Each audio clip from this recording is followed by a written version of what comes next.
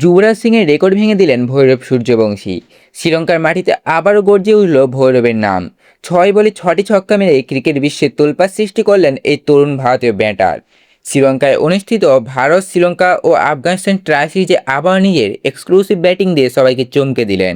শ্রীলঙ্কার বিরুদ্ধে গুরুত্বপূর্ণ ম্যাচে তিনি এমন এক কীর্তি করলেন যা দেখে ক্রিকেট প্রেমীরা রীতিমতো অবাক হয়ে গেছেন। ম্যাচের এক গুরুত্বপূর্ণ সময়ে ভারতের যখন দ্রুত রান দরকার ছিল, তখনই ভৈরব আক্রমণাত্মক মোডে ব্যাটিং করতে নামেন।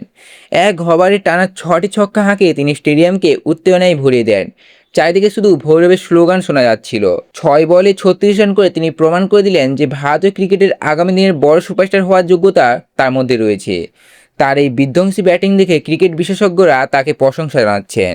মহান ব্যাটার শচীন তেন্ডুলকর ভৈরবের ফেয়ারলেস ব্যাটিংয়ের প্রশংসা করছেন। অন্যদিকে যুবরাজ সিং বলছেন, এত কম বয়সে এমন কনফিডেন্স সত্যি অসাধারণ।